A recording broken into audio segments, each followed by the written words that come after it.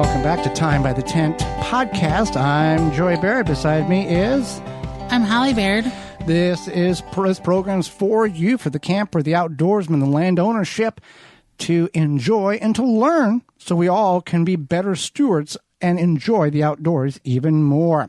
Well, Holly, we're going to talk about cooking with cast iron. Yeah, I have a confession. Yes. Cast iron is not my favorite, but that's okay. To use or to eat things that was cooked out of them? To use. Okay. I think it's because it's kind of foreign to me still. Well, you never grew up cooking with cast iron? No. Camp or at home? No. Okay. But that's okay. And so it's kind of foreign to me still. I like it now. It is heavy. Yes. It's which isn't the worst thing. Some of them, but I mean, we've got the 6-inch cast iron versus the 17-inch. There's a big difference. Yeah. And I do like it for a lot of things because it has that consistent heat, which is definitely in the pro column. Yes. And it's an investment. It's lifelong investment. But it's just, like I said, it's just different. I cooked on very like 80s, 90s Teflon lightweight cookware and El Cheapo stuff you bought on sale. I don't know if it was cheap or not, but it wasn't the quality. No, it wasn't the quality. Right. Now I have better pots and pans, right. But yeah. But cast iron, if you're into the world of cast iron cooking, cast iron is much like the world of collecting cars or classic radios or firearms. You buy one, you want to get the next one, or you want to get that unique one. You want to buy that one. You're working through to create a collection. Unlike classic cars or collector radios, the functionality of cast iron is a little higher on the totem pole than a car that sits under a cover in the shed, or classic radios that you don't use and they just hang on the wall or sit on the floor. Firearms, that's a different thing. You can use firearms all the time. But cast iron, you can season your own, or you can have them pre-seasoned. It's not that difficult to season your own cast iron. There's many videos available. I didn't know that they sold pre-seasoned ones. Most of the manufacturers, there's China ones and there's American ones. All the American ones that I'm aware of, pre-seasons. They pre-season it before you get it. Now, you can take a rusty old cast iron and you can season it yourself. I use vinegar and then rinse it off the water. There's a procedure, a couple hours, and you coat it with this is a very, very quick version of it. Then you coat it with vegetable oil several times over the course of 2 or 3 hours in a 500-degree oven. And it turns from a plain metal into a very dark cast iron color that you would be familiar with.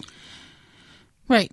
So that's one thing, is that you do have to consider the seasoning process of that. And I don't think a lot of people realize that the cast iron is nonstick.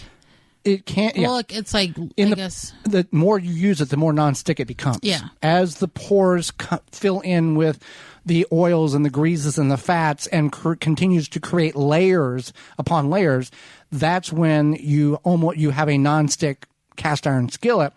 That when you're done with it, you don't scrub soap and water on it and put it in the dishwasher. You simply rinse it out. You can wipe it off. If you have to scrub a little bit, you can. And then you would and some people will take their cast iron and flip it upside down over the campfire to dry it out. If you're going to season it, seasoning it outside in a campfire probably would work as well, instead of a 500-degree oven in your house where it can get quite smoky. Yeah. So one thing I like is that you can get iron from it, basically. Yeah. As you cook, the microscopic iron particles will come off into your food. That's not bad. Iron is a element in which all human life has to have in order to function. Our blood has iron in it. So that's a very beneficial additive to cooking with cast iron. When you cook with your Teflon, your blood doesn't require Teflon particles or Teflon elements, and that is, some people believe, has some negative effects on the body over the course of many years if continuous use, and the particles continue to come off in your food. We won't get into that. That's another topic for another day, but there's the benefit of the iron particles coming off. microplastics. Yes. I think, but I don't know if it's the same for Teflon. So then the other thing that's cool about cast iron is that if, say, you forget about your cast iron or something and it gets rusty, you can restore it. That restoring or reseasoning it. Reseasoning it, yes, is a way of doing that. And that's something that you did. Yeah, I did with a melting pot or smelting pot, and took from rusty all the way up to pristine, like you bought it off the shelf. So many different ways. Some people will soak it. I just use vinegar and water and rinse, and over the course of several hours, turn a piece of rusty metal into a very nice, usable cast iron pot. Now, cast iron, like I talked about it, you can get a 6-inch pot. You can get, I think I saw a 17-inch pot the other day, or frying pan.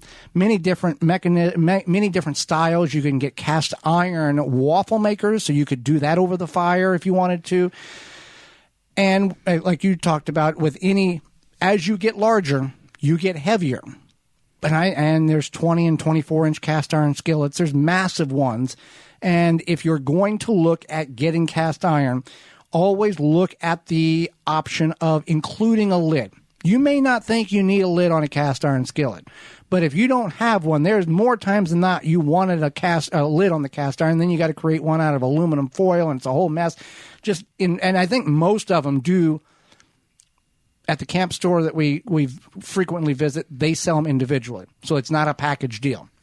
Right. They do sell them individually, and as Joey mentioned, it does get heavier. But then we bought a set that came with like a hook thing for the lid. Right. Especially if it's hot, it's easier to remove the lid, and then also like a glove. I call them welding gloves, but they're dense. They're not leather. Maybe they're pleather. I don't know. I thought it was leather. But if you hold on to a cast iron skillet for a 500 or 700 degree cast iron skillet for a few seconds, no matter what glove you're wearing, it's going to get hot pretty quick. So that's just so you can remove it off the location and get it to where you need to set it down and do it that way. But yeah, it was a 5-piece set. And when you buy 5-piece sets, you don't get 5 pans. You get 3 pans, 2 lids, and a hanger. There's your 5 pieces, and they throw in the gloves as a bonus. The set we got. Yeah. But we got a Dutch oven. We've got a 10-inch skillet. I think so. And a 10-inch top that goes on the skillet. And then it's a lid, and then the lid is kind of interchangeable, isn't it? But cast iron can be very expensive. You can spend $300 or $400 or $500 on a cast iron pot. Yeah, but also it can be very economical too, yes. Especially if you shop at a certain place and you look out for deals. You've found them again at thrift stores, stores, yeah. Maybe even estate sales, and this is the time where people are cleaning out things, and you could maybe find something. You never know. And once you get done, once you get to the point where it's almost nonstick, you don't have to use a lot of oil or a lot of butter. Even though you may want to use butter, you don't have to use a lot. One thing, yeah, that's true. And it becomes, because it has that heat retention, it's not something that you just need to necessarily cook on. You can bake with it, and a lot of people like to make like skillet cookies, bread, yeah.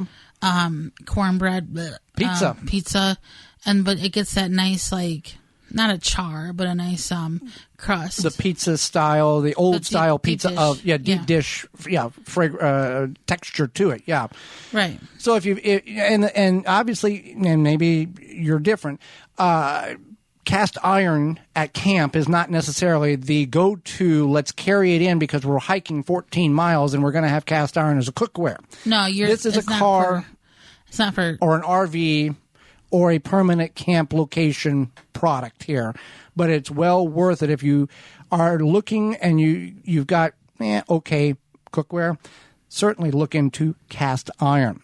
For more information, please visit thewisconsinvegetablegardener.com.